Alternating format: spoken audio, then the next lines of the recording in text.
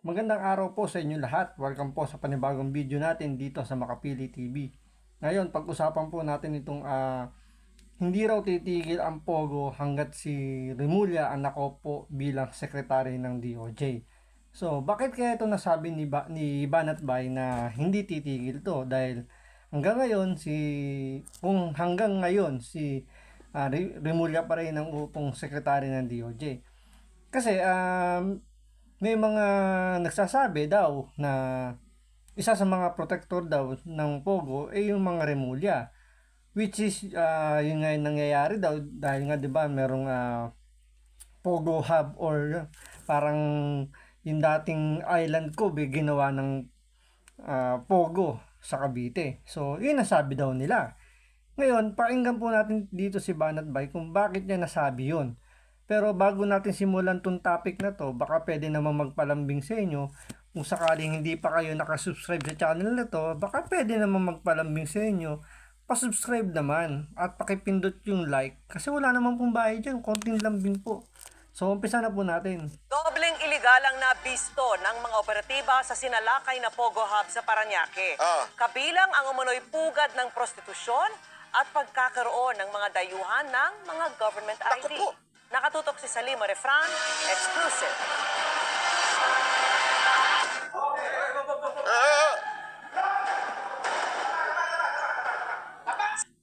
Naturo ko na ba sa inyo, meron mga kalalakihan dito nag-i-spa?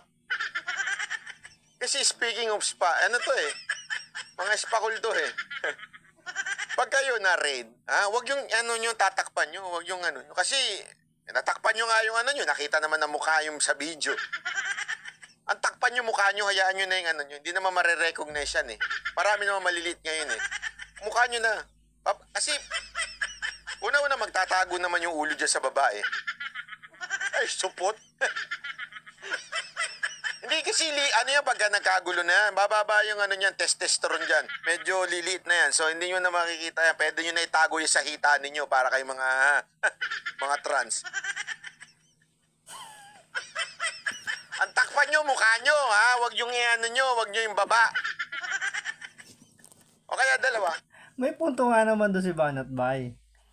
Takpan nyo yung mukha ninyo kasi yun ang kukuhanan ng camera. Hindi naman yung nasa baba. Kaya kung sakaling ganyan magkabiglang magka-raid, yung mukha nyo takpan nyo. Kaya alam, may tattoo ka. Yari. Huwag kayo magpapatato. Tinalakay ng PAGCOR, Southern Police District at PAOK ang Pogo na ito sa Parañaque. Bunsod ng mga report ng iligal na aktibidad sa loob. Ang parking area sa 7th floor, imbis na mga nakaparadang sasakyan, nakita mga tinayong kwarto bilang dormitoryo at para raw sa massage services. Nako po! So, and while doing the inspection, nakita nga namin yung prostitution din. Kung mapapansin nyo, merong mga babae na nandun and then they have rooms na ginagamit nila sa prostitution. Itinanggi ng mga nadat ng mga masahistang Pinay na kalaswaan ang kanilang mga serbisyo. 16 na biktima umano ng trafficking ang nailigtas, habang 2 Chinese nationals naman ang inaresto. Sa ibang mga palapag, naroon ang Pogo Hub. Pero legal man daw ang operasyon, may daang-daang mga... Ganyan ba, Pogo? Akala ko yung kinakain yun. Iba pala yan, iba pala yung Pogo. Pogo pala yan. banyagang Pogo workers na walang maipakitang dokumento. Dadaan sila sa profiling at verification ng Bureau of Immigration. Nadiskubre rin ang mga malalaking vault sa ilang mga kwarto. Sa naunang sinalakay na Pogo naman sa Pasay na nakitaan rin ng prostitution aquarium and spa at torture chamber. Grabe Daang naman. government IDs ang nasamsam. Bukod sa mga alien employment permits at alien certificate of registration, bungkus-bungkus ang police clearance at mga kaduda-dudang tax identification number o TIN at PhilHealth IDs.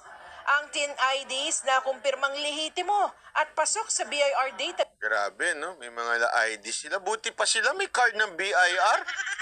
Yung akin, number lang. Bakit ganoon, BIR? Buti pa sila. Base ang mga pangalan at mga numbers. Nasa proseso pa ng verification kung valid ang iba pang nakuhang ID na pwede raw magamit sa pag-apply ng Philippine passport. Ito rin these are also the same clearances or IDs na kailangan naman nila to apply for a passport. So once na naka-apply ka na ng Philippine passport at naitago mo na yung totoo mong pangalan dyan, then you can go kahit saan dito sa mundo using Philippine passport. Paano nga kung gumawa ng kalokohan ito sa abroad? Ang mabigat dito, siyempre, dala-dala niya yung Philippine passport. Nakita rin doon ng isang Taiwanese fugitive na may waran para sa kasong fraud sa Taiwan. Parang, si Chloe ba yung nasa picture? Parang nagpe-Facebook pa ata ito mga... Si Chloe ba yung si Bibi Jade? Mukha kayo sa atay pinanonood eh, oh. Ito mga inchik na to. Ay nako, ewan ko. Alam mo, hirap na hirap siguro tong PAOK tape na ito, no? Yung nag-handle dito sa mga issue na to. Isipin mo, ang dami niyan. Kasi kahit anong gawin nila di ba? Isipin mo, kahit ano bang gawin nilang... Hindi, ako natutuwa ako sa ginagawa nila. Dapat palakpakan. Magaling. Masipag sila. Alang nakakaawa din sila Kasi isipin mo, huli sila ng huli.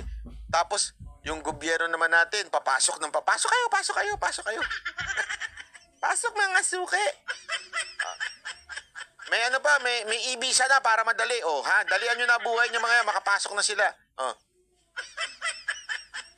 Tapos naman, ito naman, huli ng huli. Kawawa. Kawawa naman yung ginagawa nila, nakakapagod yan. Sana, bago pa makapasok, maharang na. Kasi wala rin pinagkaiba sa droga di ba? Yung mga pulis, huli sa mga nagtutulak, huli sa mga dito sa Pilipinas, mga adik. Tapos, magtataka ka, bakit non-stop ang pagdating ng droga? Paano May punto nga naman doon. Kung diretso naman pasok ng supply, kahit naman pigilan mo yung mga demand, so wala din. So parang alam nyo, yung nagpapagod lang sila nang wala namang kinahihinatnan. Kasi nga, tinotolerate din ng gobyerno natin yung especially itong pogo na to. Di ba? Kalusot yan? Saan nakakalusot yan? Di ba? Alam naman po natin kung saan nakakalusot yan. Sa customs nakakalusot yan. Parang ganun ang ginagawa natin dito sa mga pogo-pogo na ito Huli tayo na huli ng pogo pero pinababayaan naman natin silang pasok ng pasok sa Pilipinas. Wala rin nangyayari. Di ba? Sana naman gagalaw kaya ang immigration dyan? Ang tanong, gagalaw kaya ang DOJ? Yun ang tanong dyan, kung gagalaw ba ang DOJ at ang immigration para, alam nyo, matulungan din tong ating enforcement dito sa PAOK na to na humahandle dito dahil wala rin paulit-ulit lang yan. Kasi di mo na masisisi immigration, Brad. Bakit mo masisisi yun? Pantakin mo sino ba ang boss nila.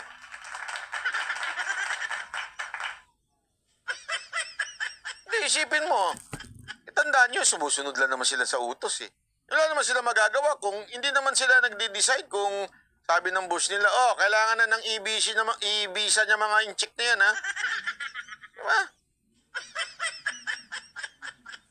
Sabi nito, yung boss nga, merong island, paano mo sisitahin yan?